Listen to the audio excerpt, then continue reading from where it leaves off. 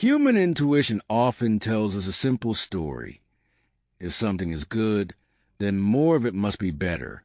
This belief quietly shapes many of our daily choices. How much we eat, how long we talk, how often we give, and how much attention we demand from others. At first, the experience is genuinely pleasurable. The first bowl of soup is warm, comforting, and satisfying. It feels nourishing not only to the body, but also to the emotions. The second bowl still tastes good, but the excitement is already fading.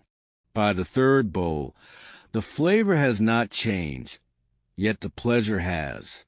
Nothing about the soup itself is worse. What changes is the human response to it. This subtle shift reveals something important about human psychology. Enjoyment does not increase in a straight line.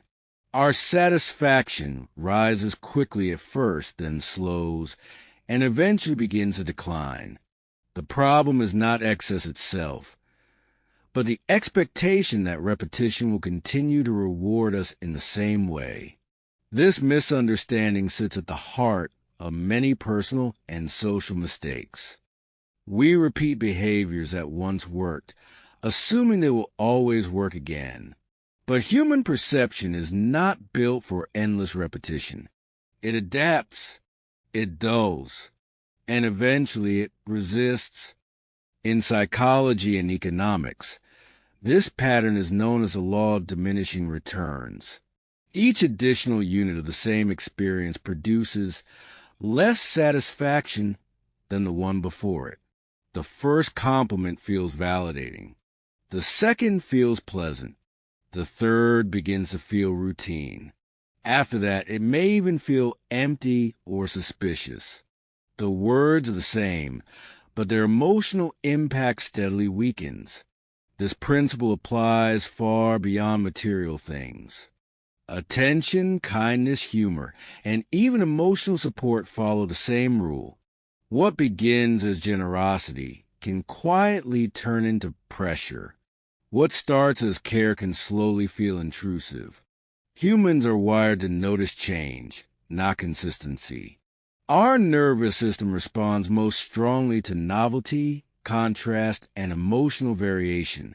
When stimulation becomes predictable, the brain reduces its response. This is why people often confuse quantity with value. They assume giving more effort will automatically produce more appreciation. In reality, timing and restraint often matter more than intensity. Understanding this pattern does not make people colder or less caring. It makes them more precise. It teaches that meaningful connection depends not on excess, but on balance. If diminishing returns are so common, why do people ignore them? The answer lies in emotional insecurity. When individuals fear being ignored, forgotten, or replaced, they often respond by increasing effort rather than adjusting behavior. They speak more, give more, explain more, and offer more, hoping to secure connection through volume. Unfortunately, this strategy usually backfires. Instead of feeling appreciated, the other person may feel overwhelmed. Instead of closeness, distance appears. What was meant as kindness begins to feel like pressure. This is not because humans dislike care, but because autonomy is deeply important to psychological comfort. People need space to desire, not constant stimulation. In social relationships, restraint often communicates confidence. It signals that one does not need to force attention or approval. Excessive effort, on the other hand, can signal anxiety, even when intentions are good. Ironically, the desire to be valued often causes people to behave in ways that reduce their value in the eyes of others. This is not moral failure, but a psychological pattern. In the workplace, the same law quietly operates. The first contribution, in a meeting draws attention. The second reinforces competence. But constant interruptions, repeated explanations, or excessive enthusiasm can quickly shift perception. Colleagues may stop listening, not because the ideas are bad, but because they arrive too frequently. In friendships and romantic relationships, the pattern is even more sensitive. Too many messages, too much reassurance, or constant availability can slowly drain emotional impact. What once felt special begins to feel expected. Healthy relationships depend on rhythm. Presence must be balanced with absence. Giving must be balanced with allowing. This does not mean withdrawing or becoming distant. It means understanding that value emerges from contrast. Silence gives meaning to speech. Distance gives meaning to closeness. People rarely miss what is always present. They notice what appears, disappears, and returns. The deeper lesson of diminishing returns is not about doing less. It is about doing enough. Most people believe that effort is always rewarded. They assume that if something does not work, the solution must be to increase intensity, more explanation, more attention, more reassurance, more presence. Yet human psychology does not respond well to pressure disguised as care. True mastery lies in recognizing the invisible boundary where effort stops adding value. In human relationships, value is rarely created through repetition. It is created through timing. A single, well-placed action can carry more emotional weight than dozens of repeated ones. Silence, when chosen intentionally, often communicates more confidence than constant engagement.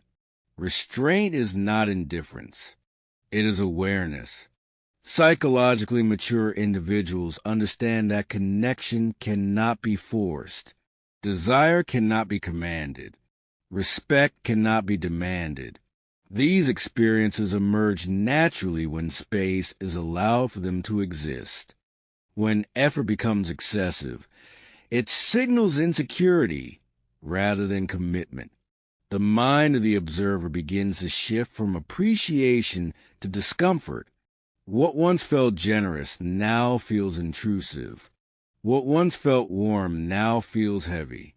This is why people often misinterpret rejection. They assume they did not give enough, when in reality they gave too much. The same pattern applies internally. Overthinking, excessive self-analysis, and constant emotional monitoring rarely lead to clarity. Instead, they exhaust the mind. Insight often appears when attention relaxes, not when it tightens. Restraint creates contrast, and contrast creates meaning. Just as silence gives shape to music, absence gives depth to presence.